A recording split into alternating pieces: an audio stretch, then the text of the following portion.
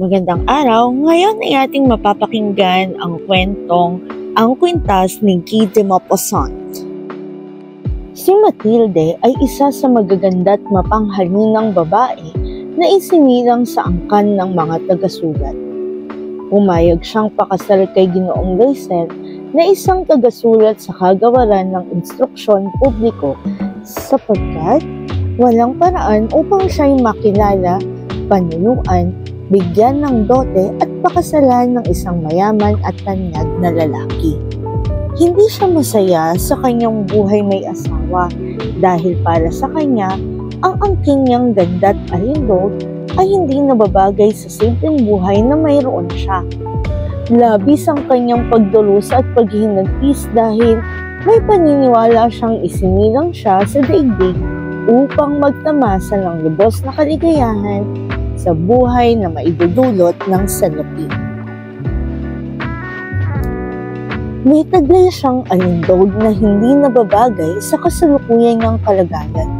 Ipinaghihinagpis niya ang karukhan at nakadama siya ng panghihinayang at napuputos ng lumbay ang kanyang puso kapag naiisip niya ang mga pangarap niya sa buhay na hindi na yata magkakaroon ng katuparan. Naglalaro sa kanyang balintataw ang anyo ng magandang tahanan at marangyang buhay na pinapangarap niya.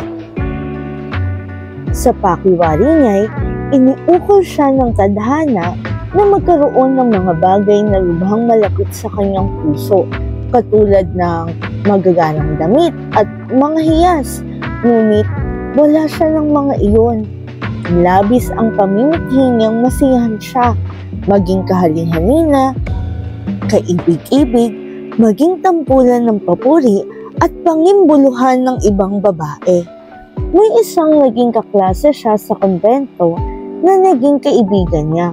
Mayaman iyon, dati malimit niyang dalawin ang kaibigan.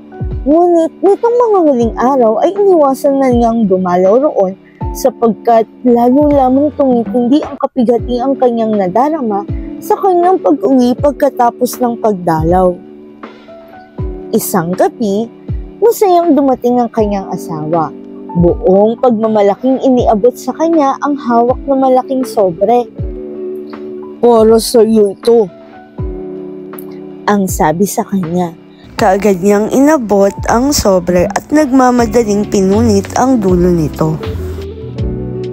Nabasa niya ang nakalimbag na mga salitang, "Malugod na inaanyayahan ng Ministro ng Instruksyon Publiko at ni Ginang George Ramponut, sina Ginoo at Ginang Loisel sa isang kasayahang idaraos sa palasyo ng Ministro sa Lunes ng gabi, Enero 18.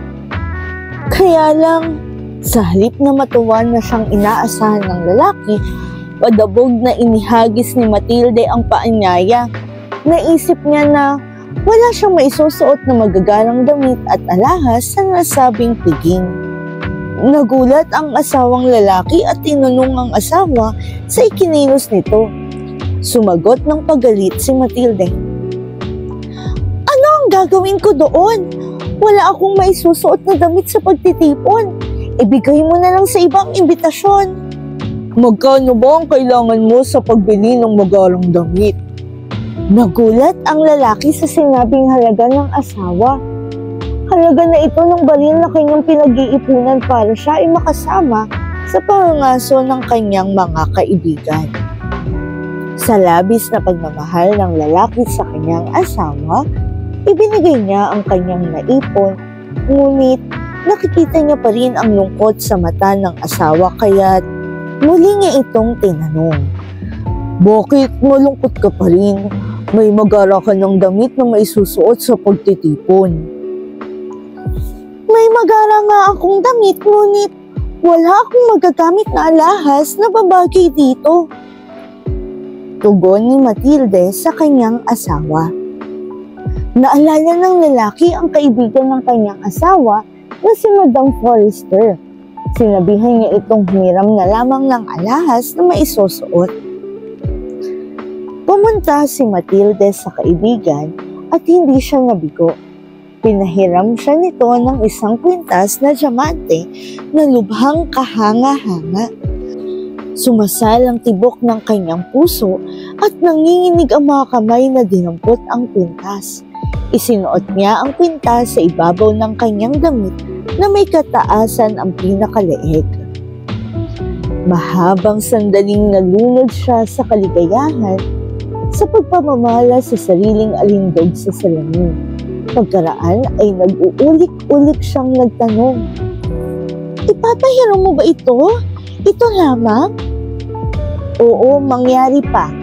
Mahigpit na niyakap ni Matilde ang kaibigan, pinupog ng halik at maligayang nagpaalam dito. Sumapit ang inaasam niyang araw ng sayawan. Nagtamo ng malaking tagumpay si Madam Loisel. Nahigitan niya ang lahat ng mga babae sa ganda, sa langya, at sa pagiging kahalihan niya, kaya palagi siyang nakangiti dahil sa nag-uumapaw sa puso ang kaligayahan. Napako sa kanya ang paningin ng kalalakihan at gumawa sila ng paraan upang makilala si Matilde. Ninais siyang makasayaw ng lahat ng kagawad ng gabinete. Nag-ukol sa kanya ng pansin pati ang ministro. Buong pagkahalin siyang nakipagsayaw